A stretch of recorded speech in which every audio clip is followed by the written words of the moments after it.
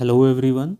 So, after a long time, we are here to cover our leftover segment of lecture number 36 of ethics, in which we were covering contribution of moral thinkers, philosophers, leaders from India and around the world. ठीक है. So in this particular session, in this particular video, we will cover Western philosophers, and this is going to be our part 3.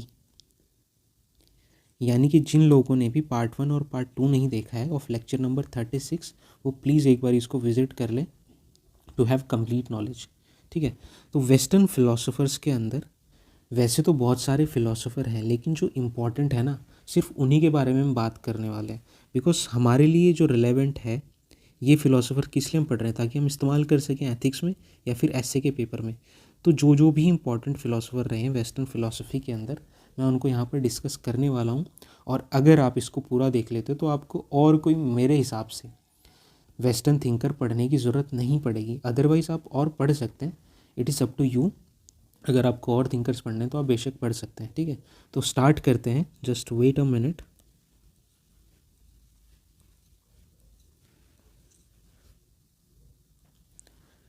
तो जब भी western philosophers का नाम आता है ना, तो ये नाम हमको अक्सर सुनाई देते हैं. सोक्रेटिस, प्लेटो, एरिस्टोटल. ठीक है. तो इनके बीच रिलेशन है वो ये है कि जो सोक्रेटिस हैं वो टीचर रहे हैं प्लेटो के, और प्लेटो जो हैं वो टीचर रहे हैं एरिस्टोटल के.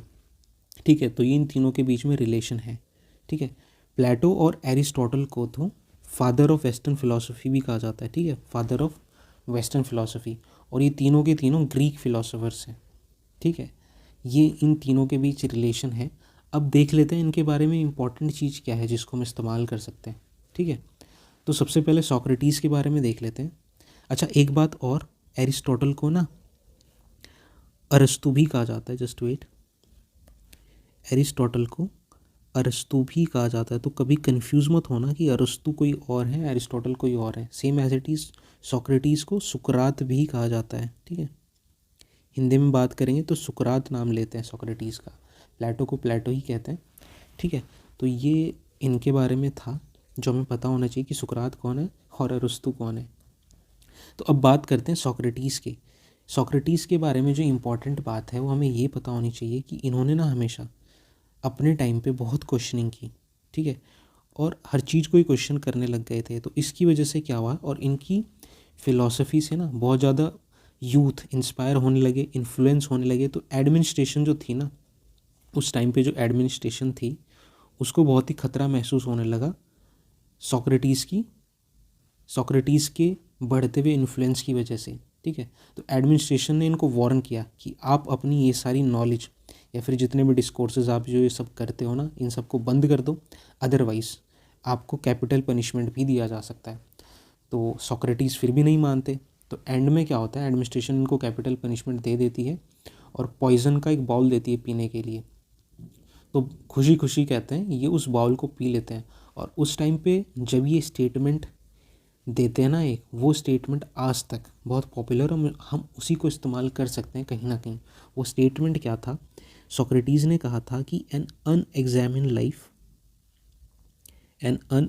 Life is not worth living. तो इन्होंने ये जो बात कही थी ना कि एक अनएग्जामिन लाइफ जो है ना इज़ नॉट वर्थ लिविंग, तो इनकी इस बात को हम कहीं भी इस्तेमाल कर सकते हैं. जहाँ भी हमें ये बात शो करनी हो ना कि रीज़न सुप्रीम है, बिना रीज़न के ज़िंदगी मौत के समान है. अगर कहीं पे ऐसा कोई इवेंट्स हमें दिखाना हो या फिर ऐसा कुछ डिस्क्राइब करना हो, तो हम इस चीज़ को सोक्रेटिस का नाम लिख के मेंशन कर सकते हैं उस जगह पे. ठीक है. एक बात और इन्होंने कही, वो ये थी कि the only true wisdom is in knowing that you know nothing. यानी कि सबसे ट्रू विजडम जो क्या है ना इस दुनिया के अंदर, वो ये है, अगर आप ये जान लेते हैं कि आप कुछ भी नहीं जानते, तो वो अपने आप में सबसे बड़ी विजडम है. इनका कहने का मतलब ये था कि संसार के अंदर ना इनफिनाइट नॉलेज है, इतना ज्ञान है. अगर आप ये समझ जाओ ना कि आप जितना जानते हो ना वो कुछ भी नहीं है, वो बहुत ही लेस है, वो बहुत ही माइन्यूट है, वो बहुत ही मिनिस्कल है. तो ये इनका स्टेटमेंट था जो ये भी अपना में बहुत इंपॉर्टेंट है, जिसका हम कहीं भी इस्तेमाल कर सकते हैं, ठीक है। अब हम सोक्रेटिस को समझ चुके हैं। अब इसके बाद हम देख लेते हैं कि प्लेटो क्या कहना चाहते हैं, ठीक है। अब जब प्लेटो आए तो प्लेटो ने क्या कोशिश की, प्लेटो के टाइम पे या उस टाइम पे जो ग्रीक फिलोसोफर्स का जो उस टाइम पे 3rd-4th सेंचुरी का टाइम था, 3rd-4th सेंचुरी के दौरान ना एक बहुत ही ज़्यादा 3rd-4th सेंचुरी के टाइम पे ना 2 थ्योरीज बहुत पॉपुलर थी। एक तो थी ऑल चेंज थ्योरी, यानी कि हर चीज़ के अंदर चेंज हो रहा है, यानी कि सब परिवर्तनशील है। और एक थी no change theory. No change theory वाले क्या कहते थे कि कोई परिवर्तन नहीं हो रहा है, कोई चेंज नहीं हो रहा है, चीज़ें वैसी की वैसी हैं। फॉर एग्जाम्पल इन्होंने कहा रैबिट आज भी रैबिट ही है, उसको रैबिट कुछ और नहीं बन गया है। तो इस तरीके से इन दोनों में क्या था, कॉन्फ्लिक्ट चल रहा था। एक तरफ ऑल चेंज थ्योरी थी, एक तरफ नो चेंज थ्योरी थी। तो प्लेटो ने क्या किया ना, प्लेटो ने इन दोनों को कंबाइन करने की कोशिश की, इन दोनों को सिंथेसाइज करने की कोशिश की। इन्होंने कहा नहीं, दोनों चीज़ एक साथ है। इन्होंने कैसे बोला, इन्होंने कहा, इन्होंने एक थ्योरी दी, टू वर्ल्ड थ्योरी। अब हम ज़्यादा इसके डिटेल में नहीं जाएंगे, बस इतना आप समझ लो। इस टू वर्ल्ड थ्योरी के अंदर इन्होंने कहा एक तरफ तो ये परपेचुअल वर्ल्ड है जिसमें हम जी रहे हैं, और एक तरफ वर्ल्ड ऑफ आइडियाज़ है, ठीक है। आइडियाज़ क्या होते हैं, मैं समझा देता हूँ आपको। ये तो परपेचुअल वर्ल्ड है जहाँ पर हम रह रहे हैं, और एक तरफ वर्ल्ड ऑफ आइडियाज़ है, यानी कि इन्होंने 2 वर्ल्ड के बारे में बात की है। अब ये इसके अंदर ये समझाना चाह रहे हैं, फॉर एग्ज़ाम्पल अगर कोई चीज़ है, फॉर एग्ज़ाम्पल काऊ। अब हम परपेचुअल वर्ल्ड में, यानी कि संसार में, हम देखते काऊ है, ठीक है। अब एक काऊ आप देखते तो आप समझ जाते हो ये काऊ है, दूसरी काऊ आप कहीं पे देखते तो आप समझ जाते हो वो भी काऊ है। किसी और देश में चले जाओ, वहाँ काऊ देखोगे तो आप तब भी समझ जाओगे ये काऊ है। कोई छोटी काऊ देखोगे, यानी कि बेबी काऊ देखोगे, तो भी आप समझ जाओगे कि वो काऊ है। तो यानी कि आप डिफरेंट काउज देखते हो, लेकिन फिर भी आप समझ जाते हो कि ये काऊ है। तो ऐसा हो किस वजह से रहा है, तो ये कहते हैं जो परपेचुअल वर्ल्ड के अंदर आप चीज़ें समझ रहे हो ना, इनके रिस्पेक्ट में एक वर्ल्ड ऑफ आइडियाज़ है, जहाँ पे जो काऊ है ना, काऊ का जो आइडिया है, काऊ का आइडिया, काउनेस, वो काउनेस उस वर्ल्ड ऑफ आइडियाज़ में रहता है। अब उस काउनेस की वजह से हम यहाँ पर पता लगा पाते हैं कि काऊ कौन कौन है, ठीक है। तो यानी कि काउनेस जो है ना, वो उस वर्ल्ड ऑफ आइडियाज़ में, और जो हमेशा रहने वाली है, इम्यूटेबल है, जो चेंज नहीं हो सकती, ठीक है, जो कभी भी ख़त्म नहीं हो सकती, ठीक है, इम्पेरिशेबल है। लेकिन जो वर्ल्ड परपेचुअल वर्ल्ड है ना, जिसमें हम रह रहे हैं, यहाँ पर ये चीज़ें म्यूटेट हो जाती हैं, चेंज हो जाती हैं और पेरिश भी हो जाती हैं। लेकिन जो वर्ल्ड ऑफ आइडियाज़ के अंदर चीज़ें वो कभी ख़त्म नहीं होती, वो हमेशा वैसी की वैसी प्रेजेंट रहती हैं। तो ये इनका टू वर्ल्ड थ्योरी था। अब एक और एग्जाम्पल ही समझाते हैं, जैसे ब्यूटी। अब हम ब्यूटी की बात करते हैं, ठीक है। क्या ब्यूटी किसी ने इसकी डेफिनेशन सुनी है, ब्यूटी क्या होती है? नहीं ना। या आपके को किसी ने समझाया कि ब्यूटी क्या होती है? ऐसा कुछ भी नहीं होता ना। आप किसी भी चीज़ को बोलते हो व्हाट अ ब्यूटीफुल थिंग, या what a beautiful girl, what a beautiful flower, तो ये जो ब्यूटी आपके दिमाग में आई है ना, ये कहाँ से आई है? तो ये कहते हैं ये भी वर्ल्ड ऑफ आइडियाज़ के अंदर है। तो इस तरीके से चीज़ों को एक्सप्लेन करने की कोशिश करते हैं कि 2 संसार यहाँ पर हैं। एक वो है जिसके अंदर हम रह रहे हैं, जहाँ पर चीज़ों के अंदर चेंज होता है, म्यूटेट होती हैं, पेरिश होती हैं, डिमिनिश होती हैं, कॉन्ट्रैक्ट होती हैं, घटती हैं, बढ़ती हैं। लेकिन जो वर्ल्ड ऑफ आइडियाज़ है ना, वहाँ पे कोई चेंज नहीं होता, और ठीक है, वो हमेशा रहने वाली है, ठीक है। इस तरीके से उन्होंने टू वर्ल्ड थ्योरी एक्सप्लेन की, ताकि ये दोनों चीज़ों को एक साथ ला सके, सिंथेसाइज कर सके, ऑल चेंज और नो चेंज थ्योरी को। तो ये था प्लेटो के बारे में। अब इसके बाद हम देख लेते हैं, अच्छा हाँ, एरिस्टोटल के बारे में कुछ ज़्यादा हम बात नहीं करेंगे, सिर्फ इतना समझ लेते हैं कि एरिस्टोटल जो थे वो सिकंदर यानी कि अलेक्जेंडर, जिसको हम कहते हैं मैसिडोनिया के जो थे, उनके टीचर रहे हैं। एरिस्टोटल जो है वो टीचर रहे सिकंदर के, यानी कि सिकंदर के गुरु रहे हैं एरिस्टोटल, जो सिकंदर इंडिया में भी आया था आक्रमण करने के लिए, ठीक है। और इन्होंने भी कुछ नहीं किया था, इन्होंने बस ये कहा था, अपने जो गुरु हैं प्लेटो, उन्होंने टू वर्ल्ड थ्योरी दी थी ना, परपेचुअल वर्ल्ड और वर्ल्ड ऑफ आइडियाज़। एरिस्टोटल ने कहा ऐसा कुछ नहीं होता, वर्ल्ड ऑफ आइडियाज़ कहीं दूसरे संसार की बात नहीं है। ये कहते हैं कि वर्ल्ड जो आइडियाज़ है ना, वो खुद ब खुद परपेचुअल वर्ल्ड के अंदर ही रहते हैं, यानी कि कोई दूसरा संसार नहीं है। रादर जो आइडियाज़ है ना, वो खुद परपेचुअल वर्ल्ड के अंदर ही रहते हैं, यानी कि दोनों चीज़ें एक ही जगह पर मौजूद है, जो प्रेजेंट का वर्ल्ड है उसी के अंदर, ठीक है। तो ये एरिस्टोटल समझाने की कोशिश करते हैं। तो ये था इन तीनों के बारे में। आई होप आपको समझ आया होगा इन तीनों के बारे में, ये तीनों कहना क्या चाह रहे थे, ठीक है। अब एक बहुत ही इंटरेस्टिंग फिलॉसफी की हम बात करेंगे, एग्जिस्टेंशियलिस्ट। एग्जिस्टेंशियलिस्ट के अंदर ना हमारे 3-4 फिलोसोफर आते हैं। फॉर एग्जांपल सात्रे आते हैं। अब आप इनका नाम चाहे ना याद रखो, लेकिन आप ये ज़रूर याद रखो, हेडेगर आते हैं, सोरेन किरकेगार्ड आते हैं, कि एग्जिस्टेंशियलिस्ट कहना क्या चाहते थे। एग्जिस्टेंशियलिस्ट जो है ना, वो ये कहना चाहते हैं, ये जोर देते हैं फ्रीडम पे और चॉइस पे। अब आप इन दोनों चीज़ों को अगर समझ लोगे ना, आपको भी लगेगा यार सही में इन्होंने एक वैलिड बात कही है, ठीक है। अब इन्होंने क्या कहा है, वो कहा है कि life is a series of choices. जो जीवन है ना हमारा, वो एक सीरीज़ ऑफ चॉइसेस है, और हर एक मैन के पास, every man is free to exercise his choice. अब आप सोचोगे यार ऐसा थोड़ी ना होता है कि हर एक आदमी फ्री है टू एक्सरसाइज हिज चॉइस, लेकिन ये बोलते हैं I have no other choice except to make a choice. अब मैं आपको इसको समझाने की कोशिश करता हूँ। एक्चुअल में ये कहना चाह रहे हैं कि कोई भी इंसान है ना इस दुनिया के अंदर, उसके पास चॉइस है। अब ये एक्सप्लेन करते हैं। फॉर एग्जांपल, अगर आपको कोई ज़बरदस्ती, आप जिसको कहते हैं ना फोर्सफुली आपको कोई चीज़ करवाई गई, फॉर एग्जांपल कि आपके ऊपर प्रेशर दिया घर वालों ने या फिर किसी और ने किसी चीज़ को करने के लिए, तो ये क्या कहते हैं एग्जिस्टेंशियलिस्ट, कि वहाँ पे भी आपके पास चॉइस होती है। देखो, भले ही कोई आपको फोर्स कर रहा है, तब भी आपके पास चॉइस है, चाहे आप उस चीज़ को करो या ना करो, ठीक है। At the end of the day choice तो आपको ही करनी पड़ेगी ना, भले ही पीछे आपको कोई फोर्स कर रहा है, लेकिन आप किस तरफ जाते हो ये उस टाइम आपकी ही चॉइस होती है। तो ये इस चीज़ पे बहुत ज़्यादा ध्यान देते हैं कि हमेशा लास्ट मोमेंट जो होता है उस पर चॉइस आपको ही करनी पड़ती है। अब आप ये कहने लगो कि किसी ने मेरे ऊपर गन रख दी है या फिर बंदूक तान दी है कि आपको ये चीज़ करनी है, लेकिन वहाँ पर भी ये कहते हैं, देखो अगर आपके ऊपर किसी ने बंदूक भी रखी है ना, इनका लॉजिक क्या कहता है कि या तो आप मर जाओ या फिर वो गलत काम करो जो आपसे करवाना चाह रहे हैं, ठीक है। तो ये तब भी कहते हैं कि एट द लास्ट मोमेंट जो चॉइस होगी ना, वो तब भी आपकी ही होगी। तो ये चॉइस को इतना ज़्यादा इंपॉर्टेंस देते हैं, और ये कहते हैं कि चॉइस जो है ना, चॉइस के अलावा मेरे पास और कोई चॉइस नहीं है, मुझे चॉइस करनी ही पड़ेगी चाहे कोई भी सिचुएशन हो, ठीक है। और हर एक इंसान फ्री है टू एक्सरसाइज हिज चॉइस। ये और जो एस्पेक्ट्स हैं ना, जो आपके अदर चीज़ें से जुड़ी हुई हैं, चाहे वो फोर्स हो, चाहे लव हो, या कोई और भी चीज़ हो, ये बोलते हैं कि चाहे कोई भी चीज़ हो रही हो, एट द लास्ट मोमेंट आपको ही चॉइस करनी है, और आप बिल्कुल फ्री रहेंगे उस मोमेंट पे उस चीज़ को डिसाइड करने के लिए। तो इतना ज़्यादा फ्रीडम और चॉइस के ऊपर फोकस करते हैं, ठीक है। अच्छा, अब इसके साथ साथ ना, इसी के साथ साथ एक चीज़ और है, एक और ग्रुप ऑफ फिलोसोफर्स है, वो पता है क्या बात करते हैं, वो कहते हैं भले ही हमारे पास चॉइस है, लेकिन हम एक सोसाइटी के अंदर रहते हैं, हम इंडिविजुअली नहीं जी रहे होते हैं, एक सोसाइटी के बीच में रह रहे होते हैं। और जब भी आप सोसाइटी का पार्ट बनते हो ना, ये चीज़ मैंने एथिक्स में स्टार्टिंग में जब मैंने सोसाइटी डिस्कस की थी ना, ये चीज़ वहाँ पर भी समझाई थी।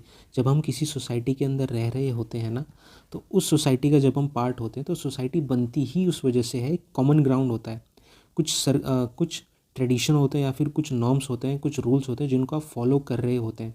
वो एक थ्रेड का काम करते हैं सोसाइटी के अंदर, वो नॉर्म्स ना, उन इंडिविजुअल्स को आपस में कनेक्ट करने के लिए। तो अगर आप उसी नॉर्म को नहीं फॉलो करोगे ना, तो आप सोसाइटी का पार्ट भी नहीं रहोगे। तो ये जो नॉर्म जो हो जाते हैं ना, फिर ये जो नॉर्म्स जो होते हैं, ये फिर हमारे ऊपर एक बाउंडेशन क्रिएट कर देते हैं, यानी कि हमारे पास चॉइस होते हुए भी चॉइस नहीं हो पाती फिर। तो ये जो दूसरा ग्रुप ऑफ थिंकर्स है ना, ये चॉइस को कहते हैं, चॉइस होते हुए भी चॉइस आपके पास नहीं होती, because you have to abide by some norms of the society if you are living in a society, ठीक है। तो इस तरीके से ही चीज़ों को प्रेजेंट करते हैं। बट हमें इतना ही समझना था कि जो एग्जिस्टेंशियलिस्ट हैं वो किस चीज़ के ऊपर ज़्यादा ध्यान देते हैं। तो आप इस चीज़ को ना कहीं पे भी इस्तेमाल कर सकते हो, ठीक है। वो डिपेंड करता है कहाँ पे, किस जगह पे आप किस क्वेश्चन में इसको इस्तेमाल कर रहे हो, ठीक है। तो अब नेक्स्ट चीज़ देख लेते हैं, जस्ट वेट। इसके बाद हम बात करेंगे मिस्टर रेने डेकार्ट की। ये भी अपने आप में एक बहुत इंपॉर्टेंट फिलोसोफर है। इनका जो एक डिक्टम है ना, कॉजिटो अर्गो सम, ये बहुत इंपॉर्टेंट है। कॉजिटो अर्गो सम जो है, उसमें ये इसका मतलब है I think therefore I am, यानी कि ये कहना चाह रहे हैं मैं सोचता हूँ तभी मैं हूँ। एक्चुअली बैकग्राउंड क्या था, ऐसा ये इसलिए कह रहे हैं ये ना एक मैथमेटिशियन तो थे, ठीक है, साथ ही फिलॉसफी को बहुत ज़्यादा ना इंडिबिटेबल करना चाहते थे, यानी कि जिसके ऊपर कोई शक ना करे। तो इसकी वजह से इन्होंने क्या किया ना, एक तरीका अपनाया। वो तरीका क्या था, इन्होंने एक मेथड अपनाया जिसके बेसिस पे इन्होंने सोचा कि मैं ना कुछ ऐसा तरीका निकालूंगा जिसके बेसिस पे ना जो भी फिलॉसफी की बात मैं करूँगा ना उस पर कोई डाउट ना कर सके। तो उन्होंने एक तरीका निकाला और उस तरीके को निकालते निकालते ये किस निर्णय पे पहुँचे कि मैं हर चीज़ पे डाउट कर सकता हूँ। इन्होंने कहा मैं किसी भी चीज़ पे डाउट कर सकता हूँ इस संसार के ऊपर, चाहे भगवान के एग्जिस्टेंस पे हो या किसी भी ऑब्जेक्ट के एग्जिस्टेंस पे।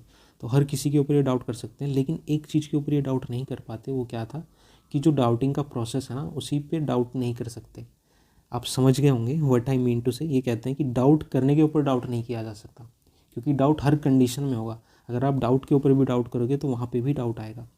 तो ये इस बात पे फोकस करते हैं, ठीक है। थोड़ा सा कॉम्प्लेक्स लग रहा होगा, बट ये इसी तरीके से कहते हैं कि जो डाउटिंग का प्रोसेस है ना उसके ऊपर आप डाउट नहीं कर सकते, बिकॉज डाउटिंग अपने आप में डाउटिंग है, ठीक है। अब ये कहते हैं डाउटिंग अपने आप नहीं हो रही होती, इसको करने के लिए कोई ना कोई पर्सन ज़रूर चाहिए होता है पीछे बैकग्राउंड में। फॉर एग्जांपल, अगर कोई रनिंग कहीं पे अगर रनिंग हो रही है ना, तो रनिंग करने के लिए रनर चाहिए होगा। सेम एज इट इज़ ये कहते हैं डाउट करने के लिए कोई डाउटर चाहिए होता है।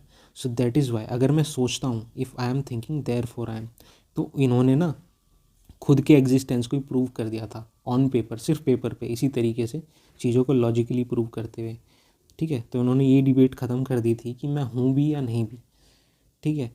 तो इस तरीके से इन्होंने कॉजिटो अर्गो सम को डिराइव किया और इनका डिक्टम बहुत पॉपुलर है। हो सकता है ऐसे में इसको पूछ सकते हैं, जैसे इस बारी जो एक डिक्टम पूछा था, रैशनल इज़ रियल और रियल इज़ रैशनल, तो इस तरीके से कॉजिटो अर्गो सम भी आ सकता है। तो ज़रूरी है आपको इसका मतलब पता होना। और ए प्रायरी की बात ही करते हैं रेने डेकार्ट। ए प्रायरी का मतलब यहाँ है कि जो सारी की सारी नॉलेज हमारे पास होती है ना, वो ए प्रायरी होती है, इनेट होती है, यानी कि जन्म लेने से पहले ही हमारे अंदर होती है।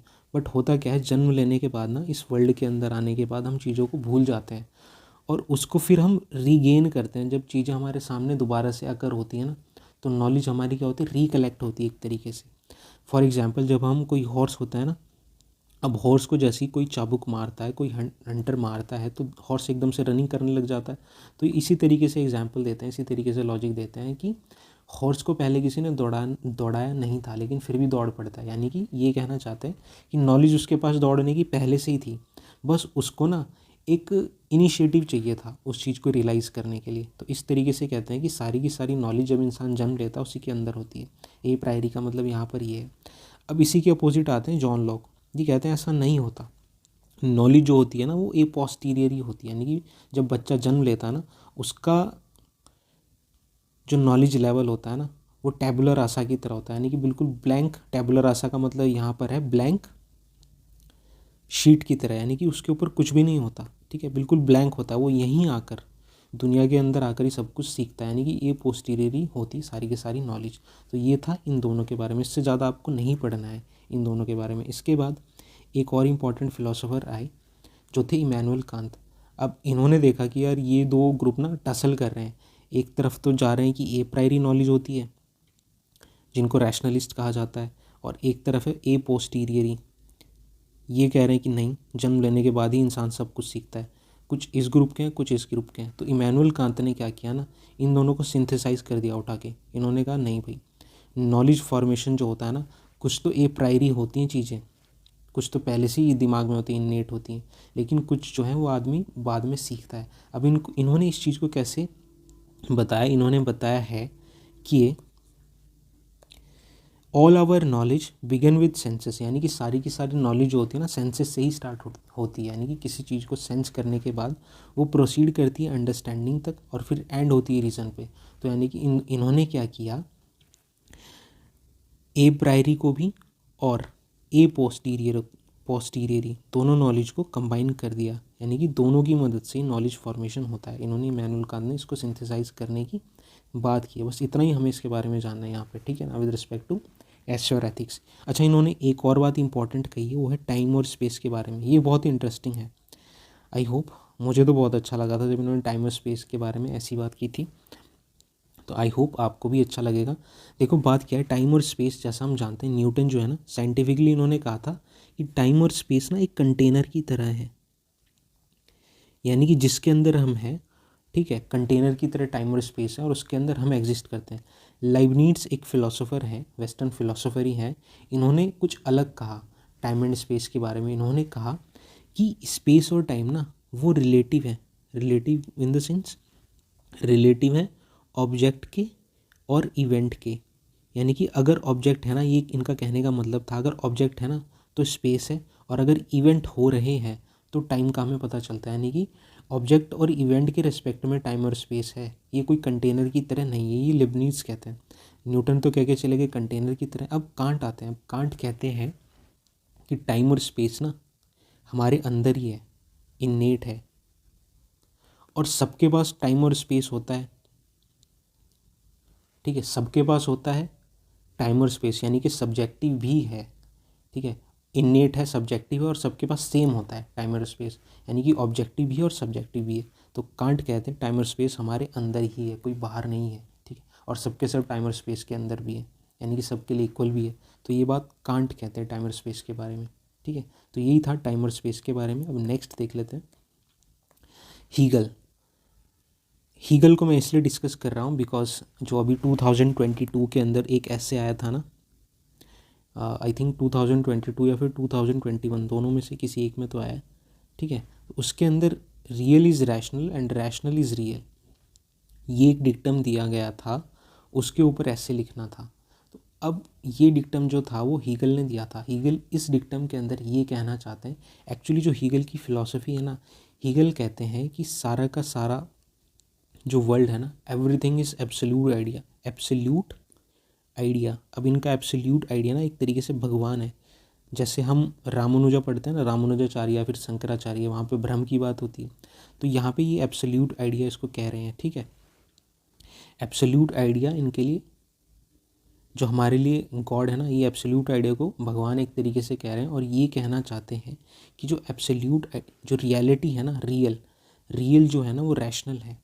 यानी कि on the basis of rationality, सिर्फ रीज़न के बेसिस पे ही जो रियल है ना वो अपने आप में रैशनल है, वो अपने आप में रीज़न है, और जो रीज़न है वही रियल है। इनका कहने का मतलब एक तरीके से ये है, आप इस चीज़ को इस तरीके से समझो, जो नॉलेज है ना वही रियल है। ठीक है, ये तो हुआ, ये इसका मतलब ये हुआ रियल इज़ रैशनल, और रैशनल इज़ रियल, इसका मतलब ये हुआ कि जो नोन है, जो नोन है ना वही नॉलेज है। यानी कि एक तरीके से आप इसको ये देखो कि नोवर, नॉलेज एंड नोन, ये तीनों एक ही है, इनके अंदर कोई डिफरेंस नहीं है, वो यूनिटी वाली बात। ठीक है, तो यानी कि सब कुछ एक ही है, सब कुछ एब्सोल्यूट आइडिया है। इनका कहने का मतलब ये है। रीज़न का मतलब बार बार ये इसलिए इस्तेमाल कर रहे हैं बिकॉज ये रीज़न को इतना इम्पोर्टेंट कहते हैं, इतना महत्वता देते हैं कि on the basis, just on the basis of reason, only on the basis of reason you can know about absolute idea. ठीक है, एब्सोल्यूट आइडिया तक पहुंचने का सिर्फ और सिर्फ रीज़न एकमात्र रास्ता है। अब इनका एक और इम्पॉर्टेंट चीज़ है, एक और इम्पॉर्टेंट मेथड है, वो है डायलेक्टिकल मेथड। अब डायलेक्टिकल मेथड क्या है हीगल का, यहाँ पर ये कहना चाहते हैं, देखो ये बहुत ही इंपॉर्टेंट है बिकॉज इस डायलेक्टिकल मेथड ने ना कार्ल मार्क्स जो है उसको बहुत ज़्यादा इन्फ्लुएंस किया था। कार्ल मार्क्स इनके मेथड का बार बार जिक्र करते हैं। ठीक है, तो that is why I am discussing dialectical method. इसके अंदर ये कहते हैं कि इस संसार में ना आपको बहुत सारी कॉन्ट्राडिक्शन दिखाई देती हैं, और उन कॉन्ट्राडिक्शन का होना ज़रूरी है because it is necessary for evolution. ये कहते हैं अगर कहीं पे ए है ना तो उसका कॉन्ट्राडिक्शन ए डैश भी होगा। तो अगर ए डैश नहीं होगा ना तो इवोल्यूशन हो ही नहीं पाएगा।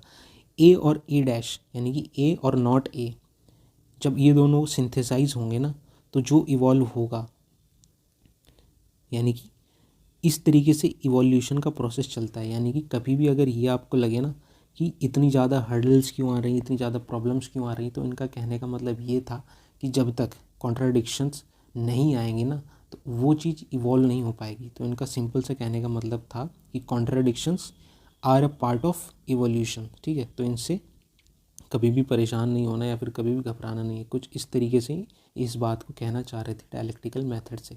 ठीक है, तो ये था हीगल के बारे में। और सबसे लास्ट में हम देखने वाले जॉन हिक्स को और क्वाइन को।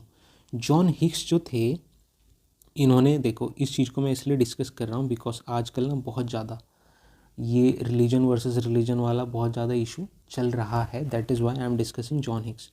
तो इन्होंने एक बात कही थी, इन्होंने कहा था कि देखो यार, जितनी भी रिलीजियस प्लूरिलिटी आपको दिखाई दे रही है ना, रिलीजियस प्लूरलिज्म यानी कि बहुत सारे रिलीजन आपको दिखाई दे रहे हैं, इनका रीज़न ये है, देखो हम सब जानते हैं ना कि गॉड एक ही है, भगवान एक ही है ना, लेकिन फिर भी बहुत सारे रिलीजन कैसे बन गए। तो इसी चीज़ का ये आंसर दे रहे हैं जॉन हिक्स कहते हैं कि बहुत सारे धर्म बनने का, रिलीजन बनने का जो रीज़न है वो है कि जब इंसान ना जिस परिस्थिति में रह रहा होता है, जैसे एनवायरनमेंट में रह रहा होता है ना, वहाँ पे रहने की वजह से वहाँ के कुछ ट्रेडिशंस होते हैं, कुछ बिलीफ होते हैं, कुछ माइथोलॉजीज़ होती हैं, उनको वो एक्वायर करता है, उनके बेसिस पे उनका असर उसके इंटेलेक्ट पे भी होता है। उसकी वजह से क्या होता है, वो कुछ कॉन्सेप्ट अपने अपने आप से ही बना लेता है, या फिर इंटरप्रेटिव कॉन्सेप्ट होते हैं, कल्चरली कंडीशन रिस्पॉन्सेज होते हैं, यानी कि एक तरीके से कॉन्सेप्चुअल लेंसेज जो होते हैं ना, अपने हिसाब से अपने मति के अनुसार सोचने की वजह से जब इंसान उस एक ही चीज़ को देखता है ना, तो बहुत सारे डिफरेंट उसकी वैरायटीज़ निकल जाती हैं। इसी वजह से अलग अलग धर्मों का जन्म हो जाता है। तो यानी कि है रियलिटी एक ही, जॉन हिक्स कहते हैं एक ही चीज़ है, बस अलग अलग जगह पे, जोग्राफिकल लोकेशन का हो, ट्रेडिशन को, बिलीव को, माइथोलॉजीज़ को, उनकी वजह से जो कल्चरली कंडीशन हो जाती है ना रियलिटी, उसकी वजह से डिफरेंट रिलीजन्स इवॉल्व हो जाते हैं। So that is the only reason of different religion, ठीक है। तो जॉन हिक्स इस चीज़ को इस तरीके से समझाते हैं। अब हम बात करेंगे क्वाइन की। क्वाइन को मैं इसलिए डिस्कस कर रहा हूँ बिकॉज इन्होंने जो बात कही थी ना, वो अपने आप में बहुत इंपॉर्टेंट है। आजकल जो बात चल रही है, देखो हर कोई बोलता है ना, रिडक्शनिज़म की बात करता है।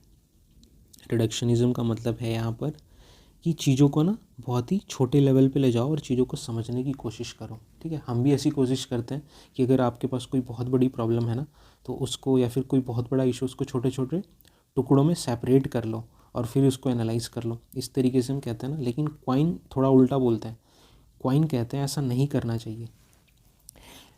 एक्चुअली क्वाइन ने किसी और रिस्पेक्ट में बात बोली है, और मैं आपको किसी और तरीके से वो समझाने की कोशिश कर रहा हूँ, just to make you understand कि ये कहना क्या चाह रहे थे। इन्होंने कहा था कि हर एक चीज़ को ना उसकी टोटलिटी में ही समझा जा सकता है, ठीक है। अगर आप चीज़ों को बहुत छोटे लेवल पे जाके पार्ट्स में समझोगे तो ओवरऑल उस चीज़ को समझा जा नहीं सकता। बिकॉज ये कहते हैं, ये एग्जांपल देते हैं, हम अगर बात करेंगे ना कि स्कॉर्पियन जो है इज़ वेनमस इन नेचर, ठीक है। उसके अंदर बहुत ज़्यादा जहर होता है स्कॉर्पियन के। लेकिन ये तो देखो एक स्मॉल सेगमेंट के बारे में बात हुई ना, लेकिन अगर आप इस चीज़ को इस तरीके से कहो कि अगर स्कॉर्पियन बाइट कर लेता है स्नेक को, अगर वो स्नेक को बाइट करेगा तो क्या वो उसके लिए वेनमस रहेगा, क्या उसके लिए जहरीला रहेगा स्कॉर्पियन? नहीं रहेगा ना। सो दैट इज़ वाई ये कहते हैं कि जब तक आपको पूरा कॉन्सेप्ट नहीं पता हो ना, आप किसी भी चीज़ के बारे में सही अंदाज़ा लगा ही नहीं सकते। सो दैट इज़ वाई ये रिडक्शनिज़म के अगेंस्ट रहते हैं और हमेशा बात करते हैं कि किसी भी चीज़ को अगर आपको देखना है, किसी को एनालाइज करना है, तो you have to follow totality, यानी कि पूरे के पूरे रिस्पेक्ट, पूरी की पूरी चीज़ को इंक्लूड करके उस चीज़ को देखना चाहिए। So that is all about coin. कि इन्होंने क्या कहा, इन्होंने रिडक्शनिज़म के अगेंस्ट थे।